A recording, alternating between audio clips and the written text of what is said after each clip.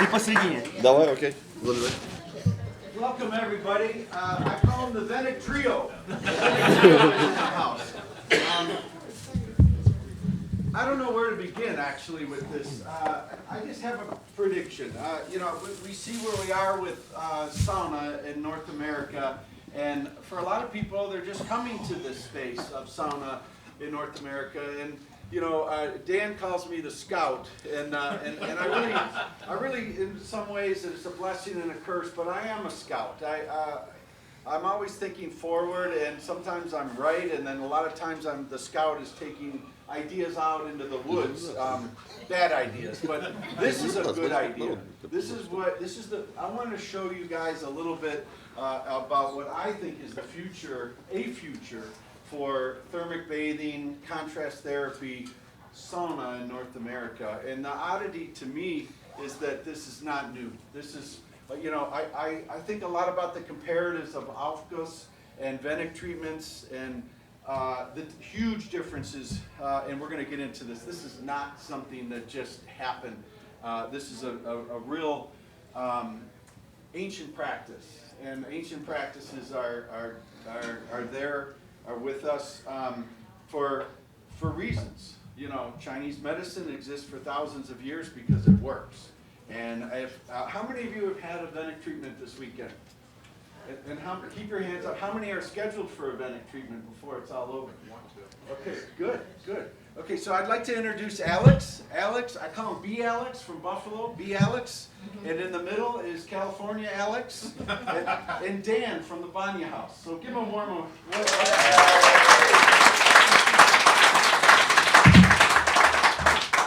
I'm going to moderate this a little bit, and I really want these guys to do most all of the talking. So, gentlemen, welcome.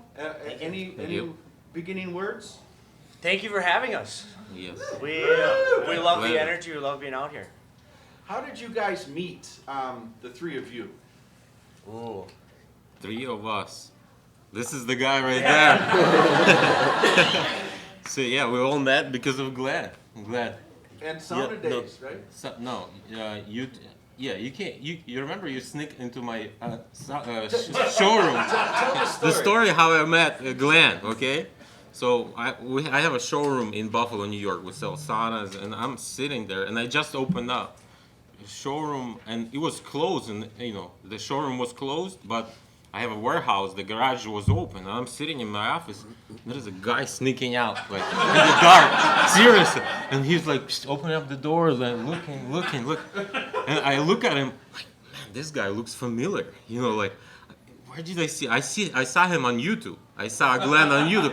I'm like, who the heck is this guy? Why are you sneaking out through the back door? What's going on? He's like, oh, is it B Saunas? I'm like, yeah, it is B Saunas. Yeah. So and we start conversation, and that's how we met, Glenn. And then he said, hey, come to Sauna Days. I know another, venik master right there in Minnesota. Yeah. And Glenn calls me. He's like, hey, Dan, there's an Alex from Belarus in Buffalo. He's like, I think you guys are gonna hit it off. He's coming to Sauna Days. You guys should totally meet. He's like, let me get you his number, and we got to get him figured out here in the States. So he calls me, gives me his number, and I call him like, hey, I'm Dan. He's like, hi, I'm Alex. He's like, I'm flying in 2 days. I'm like, that's awesome. I'll meet and greet you. You can stay the night at my place, and we'll go to Sauna Days together. And that's how we met.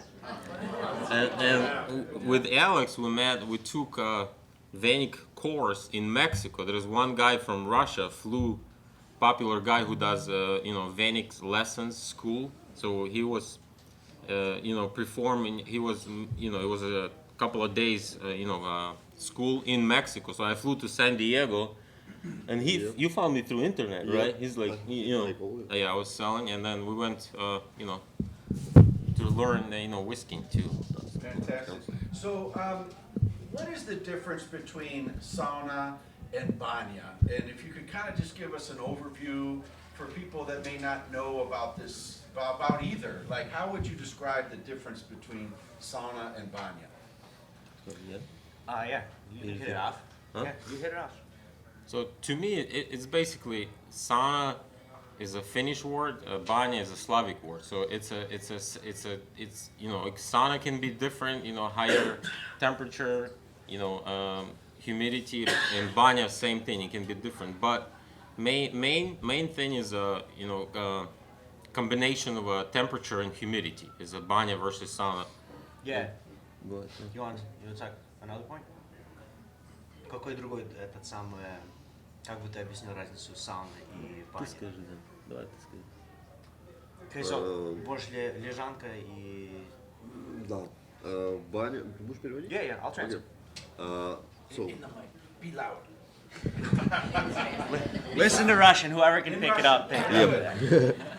so, на мой взгляд, в бане как раз-таки единственное, наверное, различие между баней и Да, пауза. баней. In my view, one of the differences between sauna and banya, То, что в бане как раз-таки принято лежать на полках, вот на этих лавках. in banya, your main position in banya is going to be horizontal, so you're laying down. Да, потому что тогда твое тело максимально правильно, как бы равномерно прогревается и не перегружается голова. Because your body will have an equal warmth or temperature distribution on the body, and your head won't overheat. Да, но в финской сауне, как правило, по традиции они сидят. And in like a more Finnish or traditional sauna, it's you're sitting most of the time. Да. Ну ты добавь. The other, Ну ты добавь еще, может. I got a mic. I know I got a mic. I gotta see notes. I gotta see notes. We tried to have some discussions in advance.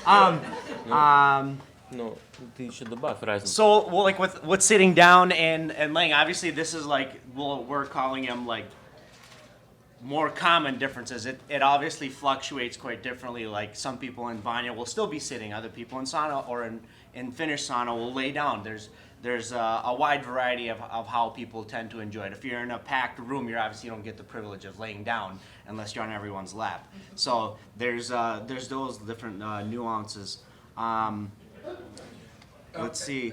Can I jump in real Yeah, quick? yeah. So a key difference, as we've experienced, is when one goes into a sauna, it's generally a passive situation. You're in there, it's quiet, Yeah. and you sweat and all that. Where the experience of banya, especially with this venik treatment, which we're going to get into next, is it's interactive, meaning you guys are treating people on the bench. And my question for you on this difference here is how do you do it? Like we struggle as it is. Like when's the time to leave the hot room? When the idea of going in Lake Superior is about the best idea you've ever heard.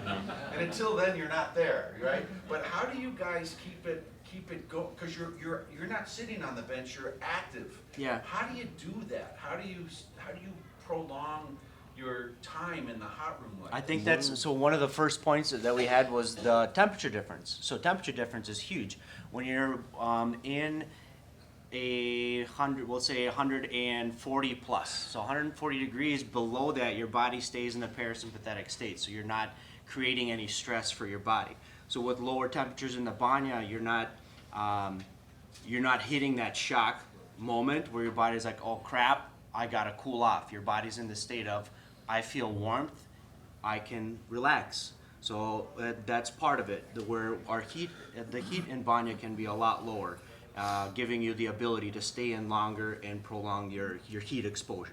Right on. And what, Alex, you got something? Yeah. Go. So, but when you add in steam, you're raising the humidity. It's still really hard. You stand up, so your head is, we call it a steam pie. So when you add water, steam goes up.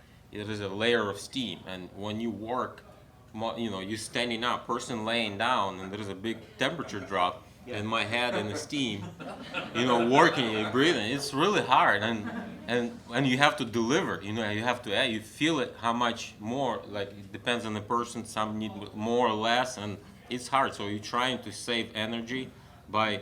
So every second that I get, I can go down. I can use. So I'm trying to stay use away. our fans. Use our You'll see us fans. So using fans. I'm trying to stay away from that steam to save my energy.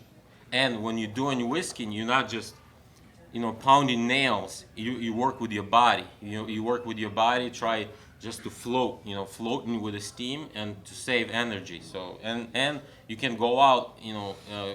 In between, Yeah. rounds to get fresh air and then stay hydrated. And I noticed there's a tag team. It reminds me of professional wrestling where, Steam Master A is doing their thing, and then, you tag and then you go out and then a new guy comes in. Is that a common thing, or did you guys evolve that technique? I think you have more Yeah, experience. yeah. So it is. So we do it because it's a lot easier on us to switch. So he's gonna do like a back, and then we flip the person over. I'll do the front. He comes out, get fresh air, and we switch that way. If you overdo it, let's say a 1 or 2 person fully, and something clicks, and you're done. Basically, you're done. So saving that energy by just switching, and so we can perform longer. It reminds me of runners, where if you hit the wall, you're done and you can't perform. We're going to talk about the tools. Prior to that, I just want to kind of summarize a little bit. So the difference between a sauna, the place you go, and a banya, the place you go. If you were in Belarus or Ukraine, Dan, you were born in Latvia. Yeah. So we talk about the Slavic sauna is banya. Yes. If one were to walk into a banya in one of these regions versus a sauna, be it in Sweden or Finland, the dynamics, the construction, the look, pretty comparable, or is there a big difference? Is there a glaring difference between the physical place of sauna versus a banya? Саня. Саня, давай. Ответишь? Понял вопрос? А? Я делал сейчас. Хорошо. One piece I would say is probably, I think community is going to be huge. But the building itself. Oh, the building itself. Yeah, pretty comparable. Very comparable, yeah. Yes. I think they're relatively close design and everything, in every concept. Just little nuances, little tweaks here and there on certain items, but otherwise they're a copy. It's a room, there's a kiosk or there's a stove, and it's wood-lined walls, Yeah. benches, same gig. Same gig, yeah. It's about it's same, but the person who studies, who learns how to build, there is a starting point. You start with a barrel sauna, and when you really like a sauna, you dive in deeper how to build the sauna. So that matters a lot. Then you Yeah. go to a person who says, man, he's got, massive sauna, logs, big, massive masonry stove, proper steam, and you can see those and a regular sauna. So it depends. So it's a balance, but Beautiful. still, they're about the same. Okay, and you guys can tell which one of us is the builder out here. We'll take a question, Tom. Aren't banyas often like a single fire a day with like ton of mass to hold the heat? A commercial banya. A commercial Different. liner. I would say so. Yeah, yeah. So You're the one who traveled overseas, so Yeah. we're gonna rely on you. So yeah, it depends. Commercial, residential. Yeah. So the commercial banners, you have to have a big stove. They run it all night long, then they shut it down. So there is different ways to heat up the stove. There is like a proper banya stove is when it's hot, you can touch it from the outside, like a brick and mortar. And how can you touch it and get steam? So you have inner chamber. So you open up a door and there is hot rocks on the inside of a stove, really hot. They're like 500-600 Celsius degrees. That's where you get really nice dry steam, light steam, overheated steam. And with that, with the brick and mortar, you're not overheating the room. That's the key. The key in the banya not to overheat and still get proper provide that steam. steam, Yeah. So let's say you ventilate the space. It feels cold. You open up. You pour 1, 2, 5 cups, gallon of water if it needs to, depending on how big the room is, and boom, you're raising up humidity, a little bit temperature, and you can change it like this. Yeah. Low, high, low, high, low, high. Good. Anything else? No, I was just saying that's how the microclimate works in there. It's like you regulate a lot of it in the banya room with steam. Yeah. And the outer rocks are kind of insulating the inner rocks. Yes, Yeah. insulating. So you can touch it. You can touch it from outside, the heater itself. Yeah, so like one of the things we talk about a lot in Banya and sauna is the radiant heat you receive, right? With the big, the lampa mas, right? We talk about it creates a very soft, pleasant, like cuddling warmth that you receive from a big rock type Yeah. stove. Yep. Beautiful So job. convection versus. Yeah, or we can get into that, the three methods of the heat transfer and bringing more radiant up, so it's heating the body. Right? Yep. Cool. Let's move on. Sauna versus Banya. Now, let's talk about the tools. The tools of your trade. These guys are steam masters. That's the English translation for a Banshik. a banshik. Yeah. Right. Yeah. Right. So, tell us a little bit about the tools. Like, what are the what venik is the main thing, and I'm going to let you guys speak to that. Like, what are the different types of tools of the venik that you use? Леха, расскажи разные эти самые В варианты. чем разница? Или Какие разные мы бывают? используем, да. So, мы используем в основном березу. Это So, для протирок по телу, как массаж. Yep. So the one of the ones that we use, one of the whisks that we use is going to be birch.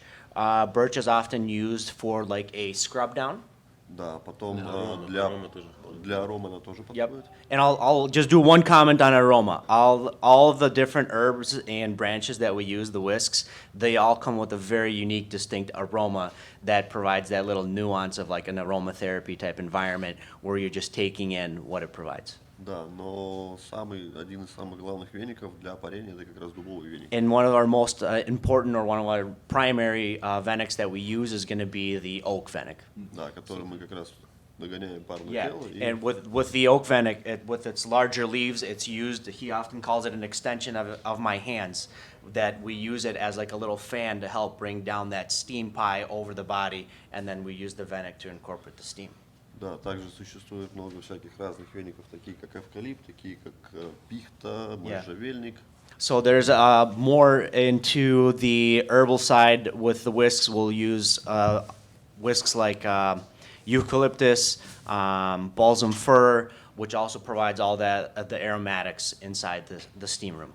В основном они используются чисто для аромы, но ты их можешь использовать также, если подключив свое воображение, также для парилки, Yeah. например, все, что связано там с игольчатыми вениками. Yeah. И So очень интересные контрасты можно in делать. addition to the herbs that provide the aromatherapy, you can still use certain whisks as part of your whisking performance, so to say.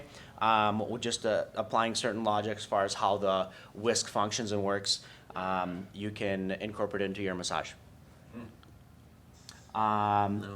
The Effects. Yeah, the effects. So this is, I'm gonna need notes on this one, because every whisk goes into certain depths of what it can provide as far as a herb in itself.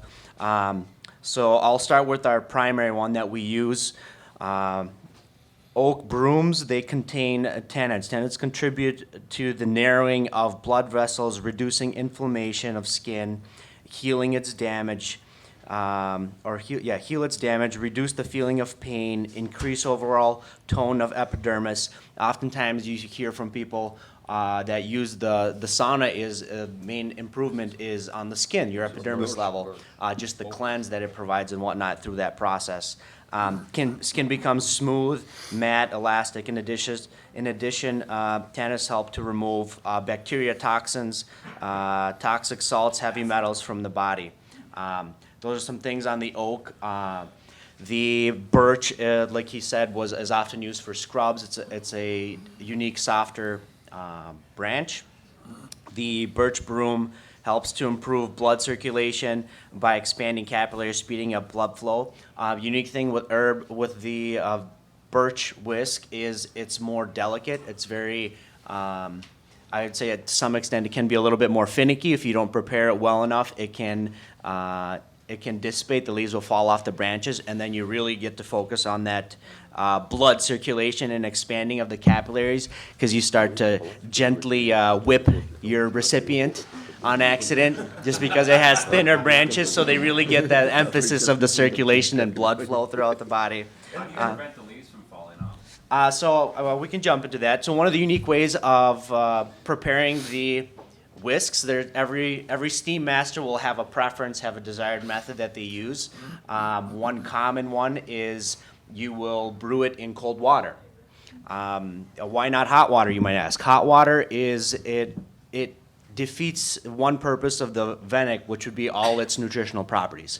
When you brew it, it's kind of like tea. You put it in there, the water has now taken all its nutrients, and you're pretty much just beating it with a cellular compound, right?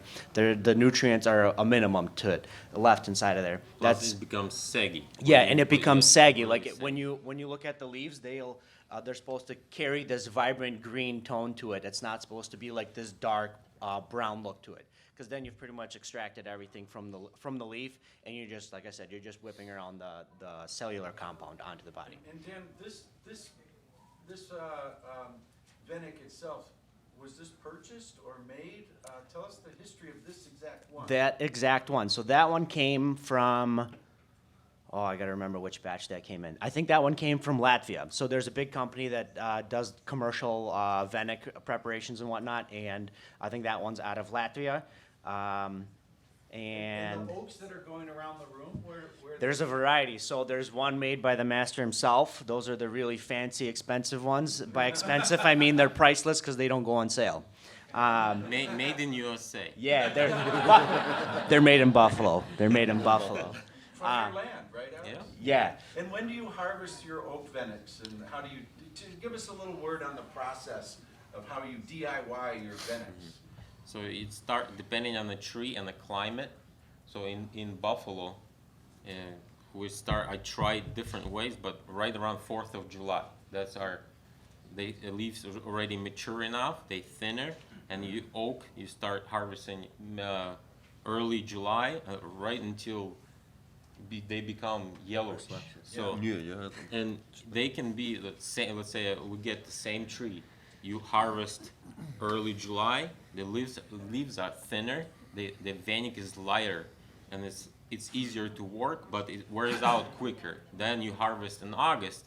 The leaves become harder. The venik itself will be heavier. So in the second stage, and then the late stage, the leaves are really thick, and the veniks are even heavier again. So you can be out of the same tree, 3 different veniks, and they will feel different.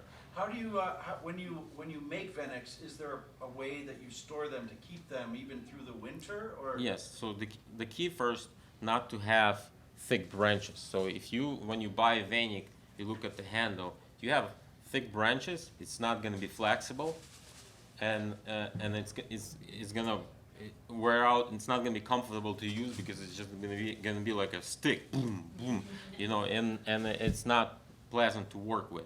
So you got to have thinner branches. The bigger the leaves are better, and so it's flexes. And you store them basically. You collect branches. I usually split them on a small, medium, large. You do it like a broom like this. You can be a different length too. Some of them shorter, medium, high, depending on what you do. And then you dry them. But you dry them. A lot of people put them in the attic and over dry them right away. That's a no-no. So you want to dry them slow. Really, the slower you dry them, they more flexible. The leaves will not crack. And then basically, I'll hang them in the basement. My basement. Maybe first 2 days I hang them in the garage in the shade. Anybody growing cannabis applies many of the So I'll hang them in the garage for 2 days in the shade where they become a little bit dry, and then I hang them in my basement for like 2-3 weeks. So and then I just store them in a box, so in a cardboard box. Thanks. Did we cover the aromatic effects and the functional effects of the different species, the different tree species? Yeah, I think for the most part we did. There's other species, especially like balsam fir is a very desired family of branches that we love to go around. Like the ones we're using today are actually local, so we took the time Larsmont Cottages. Yeah, Larsmont Cottages. Check So, these out. Hey Dan, tell the story. When did you guys arrive? And you came in the same car, right? Yeah, so we arrived Thursday afternoon, and first thing Alex says as soon as he hops out of the car, he said, "I'm gonna go chase down balls and fur." He comes with clippers and zip ties. He's like, "I'm gone." So the two of these boys just into the woods. Came back with a bag later, and then what's it called? We walk into our room, and we got the two Alexes with the dinner table just loaded with these balls and fur, and they're just dancing away to music, clipping everything, putting together. Yeah. These are Larsmont Cottages balsam fir. Balsam is a revered species in the world of venik. Yes? Yeah, very, very desired. And they oftentimes, aside from just using them as a head covering, my wife and I love laying it down in our sauna as a bedding. So we'll lay them all out. We'll throw a little thin bed sheet on top, and it's a good like little massage table as you're moving around and whatnot for the sauna room. And plus the aroma, aroma is Yeah, is awesome. it's like a sweet little taste of Christmas every time you walk into the sauna. Yeah. So I'd like to also move over to how to use the veniks. And, Yeah. And I think it would be great if each of you could touch on one. Let's talk about the big three, like the big three on how to use them and what you're trying to accomplish with your tool. You know, the Steam Master is the venik is your tool, right? Yeah. And so how could we, like, imagine if we were, running into somebody that didn't know what's going on here, how could you kind of encapsulate what you're doing with veniks maybe in three topics, Okay. like three I'll functions? start with the statement, and you can go into detail. You want to do that? Okay. Yeah. Okay. So the three main components I would say is circulation, stimulation, and compression. So those are the three main functions of the whisk or the venik inside the hot room, and that kind of just it's the general 3 bullet points, and I would say every Steam Master takes those 3 bullet points, and it's their artwork. It's like a musician. You can use all the same notes, but how you present it is the different taste you get. So taking them one by one, Alex, let's start with circulation. Share with us that process. So circulation, basically, you move air. So you move air, you add water and rock, steam goes up, person come in, lays down, and some people, especially a person who never had that experience, they kind of nervous, what's going on? So you start low and slow. So you start basically, steam goes up, you raise your hand and just start bringing the steam down on the person as a hot blanket, Because you're welcoming the steam onto Yeah, the you person. welcome- You don't want to shock them. Yeah, you're welcoming the steam onto the person so they get comfortable, and you start, slowly warming them up just by waving. Wave, and you try wave different angles, on your feet, And all thi- the sides you gotta do. And this all is the way still around. no contact. Yeah, no no contact. No contact, yeah. So second one, stimulation. So basically you start slightly touching the person. You do waves and you kind of tickling the person. It starts triggering your system there. And you can have a goosebumps, but just lightly touching. It feels really good, who tried it. And you work your way in, slow, and then stimulate, compression. And then you start slow, then you do harder, and then harder, you keep raising the bar up, and then By harder, you mean more stimulation. More stimulation. Yeah, you're not getting beat.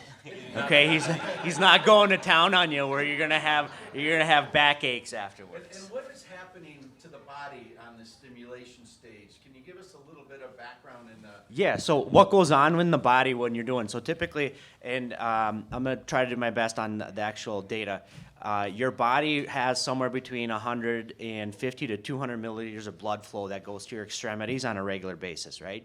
When you're in the Banya process or this venik experience, with all the sensations, you're trying to create as much possible blood flow, right? So you can get upwards of 2 liters of blood, I believe, that will go to your extremities. Part of what happens there is, aside from receiving the sensations, your body is being heated. So when you start heating your organs, Again, keeping you in a parasympathetic state, we're trying to keep you calm and relaxed. With this gradual warmth that comes on, your body starts sending the blood outwards because it needs to now cool your inner core temperature, right? So, and it does that through blood flow. So as it sends all that out, this is your opportunity to continue to warm that blood because it helps then through that process to detox your different organs in your body. Fantastic. Circulation, stimulation. Давай про Is there компресс anything скажи. else? Because I'd love to talk about compression. Мы про компресс мы поговорили, как обмахивание. So, ну, после того, как мы сделали вот эту вот stimulation, да, So after stimulating the body with the whisks, да, надо, неплохо было бы также сделать, так сказать, углубленное вот это вот проникновение пара в тело. yep, so aside from just bringing the steam down to the body, because when you're waving your whisks up in the air, they're gaining heat, lampomas in them.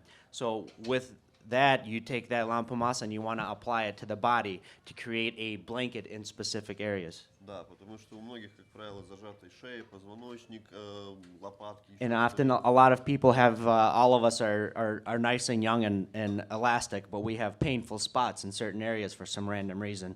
And those areas need a warm blanket of, to help penetrate the heat deeper to relax those areas. И как раз таки вот эти вот компрессы, когда мы делаем вениками, просто нагревая их вверху Yeah. и прикладывая горячие And веники and that's к телу. kind of exactly what our body needs is that warmth blanket, that covering. So that's what we use the whisks and heat them up in the upper atmosphere of the room and bring them down just to bring that heat more into the body. Вот разогретый веник, он как раз таки проникает, отдает тепло в тело. Yeah, and that heated up whisk, it penetrates, provides that heat and shares it with the body, sends it deeper into the body. Да.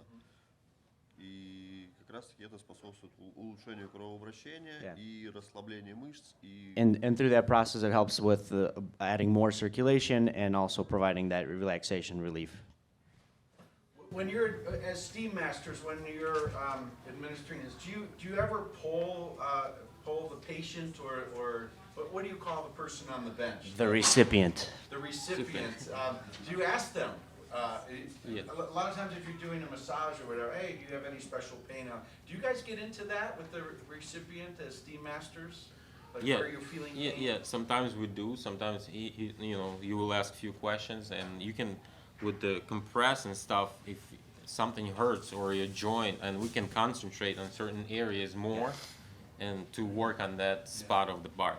And then when we, yes, and then another thing on this compression bit, I notice sometimes you will actually take the veniks and put them on the sauna rocks. Is that like a special technique, or is that a uniform method for steam masters to make these veniks hot? No, so when you work with the steam, sometimes they drying out. So when you, let's say you go in the sauna, if you properly prepare the veniks for the treatment, they're not supposed to dry out. So if you're working with them, if the whisk are drying, that means the temperature is too high in the sauna. So you put them in the water and put it over the rocks. When the hot steam hits it, it brings the life back up. I want them nice and moist. I cannot have a dry leaves on the person. It creates So a that's mess. Yeah, it creates. So that's why, and it's a really nice way to prepare them too. So let's say you put them in the cold water, and if they, let's say, not ready yet, you pour water on rocks, and that hot steam hits it, and the leaves become alive. So they're really nice, moist, not crunchy. The steam helps a lot. Sometimes when I go to public bathhouse, I even bring whisk. I put them in the steam room, regular steam room. I put them on top for 30 minutes. I come back, they're nice and moist. They're like the best. To get them ready in the steam room, prepare them right in the steam room. Fantastic. So we talked about sauna versus bond. We're going to open up to questions, but I do have one other quick topic that, well, we'll see. I hope it's not quick. I think it's really a significant topic about the history of this practice. And prior to doing it, just as a quick summary, we talked about how sauna and banya are really one and the same in terms of the buildings themselves. Subtle little regional differences of wood species and this and that, but as a residential environment, a backyard situation or a cabin thing, very comparable, just nuanced on geography, right?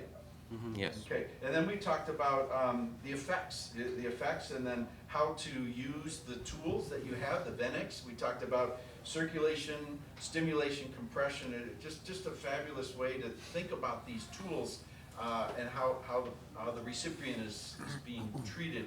But really, I'd like to kind of put this cherry on top and ask you guys a little bit about the history of this practice. And I just open it up to you. Please tell us about like how far back this goes and what it means to the Slavic culture. I'll start with like a third party experience, right? So I came to the States when I was a year and a half old, so I can't say I have the true natural cultural experience of using banya or sauna out in Eastern Europe. But from my parents' side, my dad would often tell stories of how Saturdays was a bath day, right? It's where the community gets together. Like the sauna facilities there were large. It's literally a bathhouse, a communal home that's used in the villages. And many homes don't have running water. They don't have heated water for that matter. So this was a time for them to be able to get together as a community, in the midst of their, most of it was farming that they were doing out there and whatnot. This was their time to get together, to wash up, to reconnect, and this is their moment of relaxation that they would have. So my dad would often share that this is a communal time with the family, as well as it's a literal bath that you're taking out there. So yes, basically, so in the villages you have no hot water, and you take shower once a week. If you skip Saturday, then it's gonna be a 2 week no shower. And So it's important. It's very important. So, and you have no hot water, so like they will have a big bathhouse, and people will just go there and wash themselves. So back in the days, it's going to be a big structure, and one person cannot afford to build it. So you build it, like the whole village will build it, and it's going to be a high ceiling, a big brick and mortar stove. There'll be like 5 layers of benches. So the kids, the adults, kids will come, so it's going to be buckets of water staying just to warm up the water. So the kids will be playing, on the floor where the temperature is low. Temperature is low, you can be there all day. If you want it hotter, you climb up the ladder, and boom, and then people with the birch, it works like a sponge, Yeah. and your pores open up, you start sweating. And that's how you clean yourself, by sweating, inside the sauna. And people will give birth in a bathhouse, because you have access to hot water. You can clean it, and it's a lower temperature on the bottom. So where you can comfortably stay. Yeah, that's a perfect entry for what Alexei San Diego wanted to add in. So, хотел добавить немножко истории. I wanted to add some story into this. Да, где-то 4, может быть, 5, может быть, 6 сотен лет назад. Yeah, so roughly 300 to 500 years back. Да, когда была там всеобщая чума по всему миру, особенно в Европе. Yeah, back when there was more of a, how do you say chuma? Epidemic. Oh, so when there were like epidemics and like diseases going through. Как раз-таки славянский народ пострадал менее всего, потому что имел бани, в которых он боролся. При помощи бани он боролся с микробами. So during that time frame, roughly the Slavic communities had a different take of these different diseases. The perspective is that from sauna, it would help cleanse them in a different way because of all these bath health processes. Like when plagues were going through, that's the word. Yeah, plagues. So yeah, so it's literally like a cleanse, and like when we talk about the different properties that every whisk brings to you as an individual, as a body, it's very cleansing, cleaning, like antibacterial. Like it does so much for hygiene for the individual. Anything else on the history? I think that's pretty much close to it. Cool. So I want to ask you guys, like, what is your? Let's talk about Banya Fest. I want to ask about the future for each of you and the 3 of you as steam masters. Like, what are your goals, and tell us like about about your dedication to paying respect to this ancient practice. Can you shed a little bit of light on that for us? I'll touch on it. I'll let the rest of the guys do more of the talking. So probably one of the things is we geek out. We're the odd 1% that tries to go too far into this, and maybe our pride gets in the way here too. There's a delicacy to this, right? When we see different versions and different cultural versions, we don't intentionally try to badmouth any other culture that also uses whisk. There's spiritus, there's platza, there's vichta, there's so many different varieties. One of the cool things with that is every different culture has a unique way of applying it, right? And our culture, where we are, we apply it just differently. And for us, it's a healing, relaxing procedure that we try to tune into the individual receiving, as well as tune into ourselves to be able to provide this through what we're doing. No, we're good, I think. So Banya Fest, where is it? When is it? And give listeners and the folks in the room here a little flavor of what Banya Fest is going to be like, and the who, what, when, where, and why, please. So Bisan is, why do we want to do Banya Fest? We want to introduce more people, to the Banya culture. Yeah, so the veniks, the massages, everything that venik brings, that is, I think, in essence, what we want to do with the Banya Fest that we're working on organizing, is to provide this new experience within the same realm of heat, of good heat and a good steam in the hot room. And this year it's happening October 5th it's called Waterville, Minnesota. Small little town outside of Faribault, where we'll be up against a body of water almost as good as Lake Superior. And you guys can feel free to grab some brochures. We'll also be passing them around just to get some information. Minneapolis Airport, just to give folks It's about 45 minutes south of the Minneapolis Airport. Sweet, good. Let's open it up to the floor. We got a few minutes. Go ahead, in the back. Yeah, I was just wondering, you talk about laying down during a venik treatment, and then you're talking about big rooms with lots of benches. What's the relationship between Banya and having a steam master and getting a venik treatment? If I go to public Banya, are most people getting venik treatments? Do they always offer venik treatments? What's kind of the relationship there? Are you talking stateside? Yeah, anywhere. I guess you could do both. So, yeah. State? I don't know state, so you can talk about it. No, so yeah, you go to a public banya. When you go to a public banya to get a venik treatment, usually they have a program and they do like same moves. And usually on a public banya, the temperature are higher, so they do it fast. They do it fast. They basically overdo a little bit on the temperature wise, and boom, it feels good. It's nice. But when you go to a private individual, it's who knows what he's doing, and it's a totally different experience. So you can have not proper experience in a public banya of venik treatment, or maybe just the appetizer of it. And One or two more? Go ahead. I was just gonna say, can you tell we geek out a little bit where he says it's not quite the right? Yeah. I'm curious about the tea, the water that you prepare the venik in. I've seen people pour it on the recipients. I've seen people pour it on the stove, mix it with beer. How do you use that? It's that nutrition you don't want to go to waste, right? So like we were saying, there's different ways that you can brew the venik. So when you're in the when you put them in the hot water, you get the tea brewing effect. So there's a lot of your nutrients there. Like when I'm using a birch venik for massage and like a little soap bath, the water that I've brewed it in is very important to use back onto the person, because all the properties of the whisk are in there. Even though I'm using it as a sponge, all its properties are very valuable to me. I want to make sure the recipient is getting that. So you want to use that water. You can pour it on the rocks. Some people will say it's not a pleasant, quite as pleasant aroma, because you're burning the organic compound, so to say, on the rocks from the heat there. So it can be used in many different ways. Anyone else? Yes. Can you go through one of your favorite fan maneuvers for us to bring back home? Fan maneuver? Sign it. No. Dude, I bought these from you, man. You gotta show them how to use it.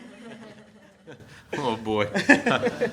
So basically, it's simple, you know. Like actually, when I'm trying to save my power, I'm gonna kneel down and I'll just scoop, scoop the steam from top and just do like this. You know, you can do left to right all the way, and then you can do short strokes.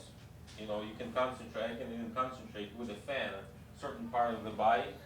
Try to not wave the head. You know, you want to keep your head cool. You know, we keep. You're getting technical. Perform Yeah, for yeah, us, perform. Alex. Perform. No, I know, but I'm trying to stay away from the head. You know, just, Yeah. just do, left to right, front to back, and you can do short strokes. You know, concentrate on certain areas. You know. All right, you're struggling here. That was great. Come on.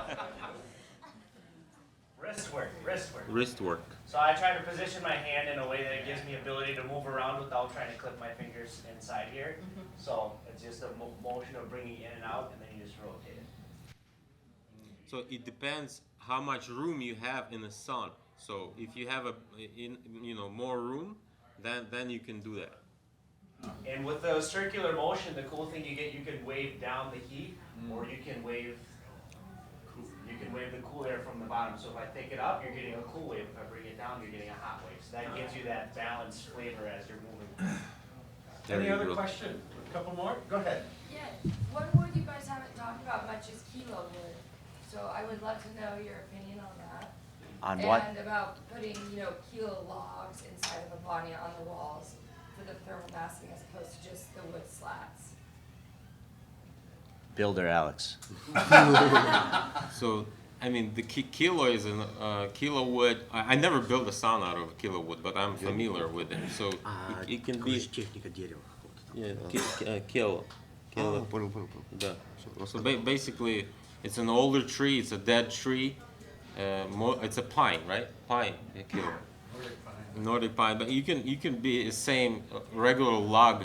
Regular log banya can be as kilo. Kilo costs more because it's old, and It's important from the north. Yeah, it's important from the north, and That's it. yeah, and Is it possible if you're just doing a solo sauna to give yourself a somewhat decent? yeah, Absolutely. yes, Yeah. yes. Sure. Yeah. Let's expand on it. Did you hear the question? It's like you're in your own backyard sauna, and Jeff asked, can you administer your own venik? Can you share a little bit about maybe a couple tips on that? And is it, a lot of people do it, right? Yeah. Alex, you did some nice videos on this too, on doing administering venik to yourself. Yeah, so when you're a steam master, usually you do it for everyone, and nobody does can it do back. to you. So you got no choice there. Yeah. And I do it when I'm in a sauna myself or with the wife. My wife helps me, but a lot of times I just do one, second round, third round. I'll get the whisks. You lay down, and you do you lay down. I kind of have to show you, but you raise your 1 foot up. And I have a long ladle. I'm laying down, pour water without getting up. The key is be comfortable and not to make moves. You gotta get up, add water, lay down. So you kind of have to lay down and that's it. Not do anything else. So I'll pour water. You raise your foot up. You work. You start from foot up always. So by not warming up the feet in the sauna, if your feet are cold. It's not a proper sauna session. So you start with your feet. You lay down your back. You work on your, fingers, toes. You move. With two? With Yeah. two. I love two. Because you add steam. You just go. You work on one leg, then you raise the another leg. You do your stomach, your chest. Then you turn around. You do a. You get in the not fetal position. You just get on all fours, basically. On all fours. Yeah. Yeah, you get Because on you want to all get your fours. back as high up as and- you can. And then you do the sides too. You lay on the side. You put one leg over so you can access to your hips and lower back. You go on your fours. Yeah, I do it to myself all the time. So it is. It's not really Instagram worthy when you're doing it. Anyone else? We good? Very good. Are those videos on your Instagram? I don't know. I don't remember if they were a story or an actual Instagram post, but I we've should we've make- had I should discussion make about it. doing this, so it'll probably come up soon. So tell us about the rest of your day and where you're going to be. So we're gonna be in 2 different saunas. We're gonna be again in the Steam Lodge, which is gonna be the black tent up by the shoreline, and then also the Deep Wave Midnight Edition that's sitting just to the left of us or to the right of you, Upper Village. And from 11 to 1 is today, and then I think we're still gonna try to freestyle something in the evening to do a bit of a performance and hype everybody up. Fantastic. Thanks, guys. We're going to take a 2-minute break, 2 to 3 minutes. We're going to keep rolling, so 2 to 3 minute break.